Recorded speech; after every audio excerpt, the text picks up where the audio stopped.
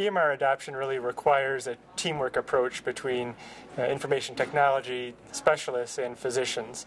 There are some people that wonder whether it should start in IT and end up with physicians, but in reality it should ideally start with physicians, and physicians should take ownership of this project from the beginning, with IT serving as more of a consultant sort of a role.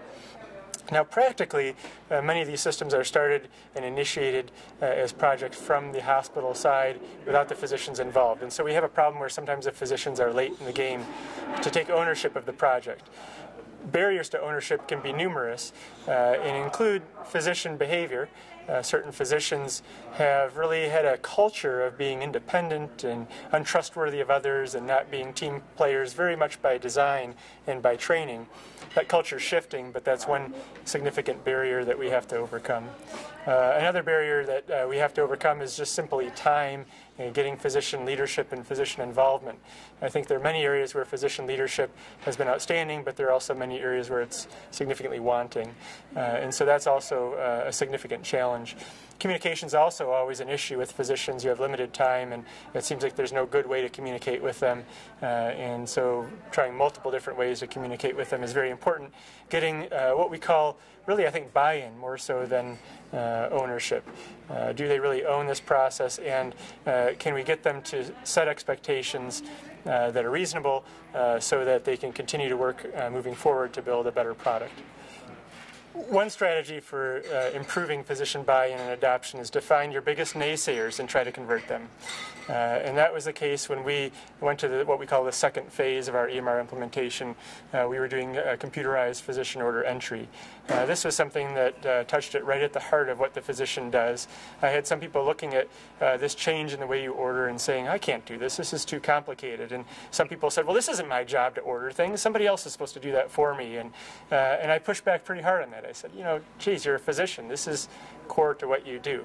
One of the biggest naysayers was an older physician that worked in my same practice group who said, there's just no time to do this and this is too complicated, we can't do this.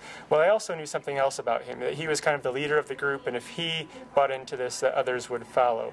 The other thing I knew about him is he had been complaining for years about how he never got any of his test results back. We used to get them back on paper, and you'd get about 50% of your test results back as a piece of paper in your box. The other 50% would either go to one of your colleagues by accident or would get lost somewhere. You just didn't expect that you ever got your test results. This was his biggest complaint. Yet he wasn't really linking the two.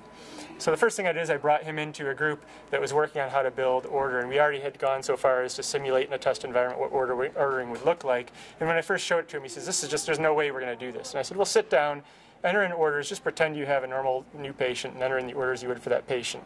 And he sat there and like the whole group essentially looked at him enter orders in. And he did this all with little training. He was pretty slow at it, but did a lot better than we thought. And at the end of it, he said, guys, this is easy. We can do this. This is not hard. It turns out this is really pretty easy. And then that really got the rest of the group to go along board. But where we really sealed the deal is several weeks after we implemented CPOE, there were a lot of growing pains and a lot of how do I find that thing that used to be on that paper. And he was one of them. But he said, Dave, I will gladly put up with the I can't find my thing, and I used to order on a piece of paper and now it's in the computer and I can't see very well, and I'll put up with all that because every single one of my test results, 100% of them, I'm getting back as soon as it's done. Nothing's being missed. And as a physician, my biggest anxiety was that I was going to have an abnormal test that I wouldn't even know about. And now I'm getting that back. And so we were able to get him really to buy in quite heavily. He still has complaints, of course, as we all do. But he had two things. First of all, this was not as hard as he thought. And the second issue was, oh my God, I finally got my test results back, and they didn't go to the wrong doctor, and they didn't get lost. I'm starting to see how this could be helpful to me. I believe both physicians and IT should own implementation of an EMR. Ideally, this should be done from the very beginning, with physician buy-in in terms of vendor selection, in terms of the design of the implementation, and even the design of the EMR itself. The physicians should feel like this is the house that they designed and built. This is their custom house. They're going to live in it. They need to build it. And that's really the ideal situation. Unfortunately, in many cases, it doesn't quite work that way. Sometimes for very practical reasons, administration, hospital staff are really driving this project to initiate it. Oftentimes it doesn't start with physicians, but physicians being really the most important key stakeholder, if they aren't on board at the very beginning, they need to catch up and take ownership of it. It's more challenging to take ownership after you have IT drive the implementation from the beginning, but it's an essential part of this. So if you had the time and the money and the foresight to get physicians involved from the very beginning, that's the greatest way to get into optimizing ownership, physician buy-in, and have a more successful implementation. Some of the barriers to a collaborative approach between physicians and IIT to implementing and adopting an EMR would even include physician cultural issues. Physicians have been trained to be independent. Physicians have been trained to be essentially the heroic figure that comes in and saves the day using just their knowledge and their expertise. And the analogy today put forward was that of an airline pilot who's highly trained and who's in charge and who is solely responsible for the lives of the people on this plane. Unfortunately, a lot of physicians haven't gotten clued into the idea that a more successful strategy in modern medicine is a collaborative or teamwork approach. That the physician, in working with a team of healthcare providers, becomes much stronger than any physician could by itself.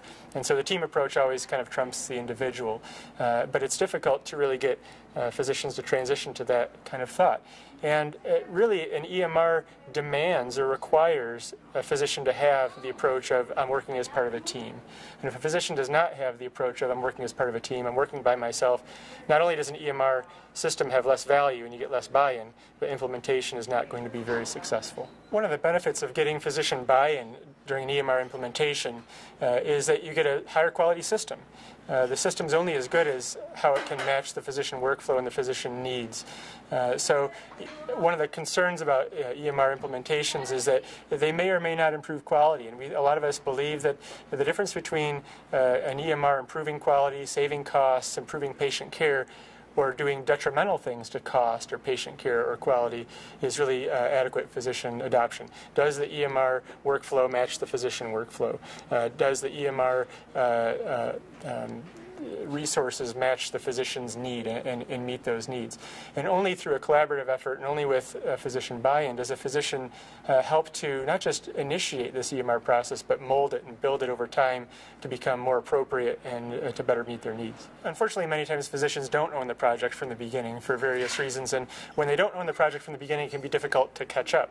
If physicians aren't truly feeling that they own the project, they're less invested, they're not as willing to spend the time, and maybe more importantly, they're not giving the feedback to the design and modification of the project over time.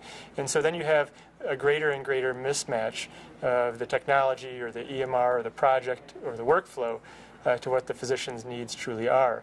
And if you don't turn that around, you actually get an increasing chasm between the project and the actual physician.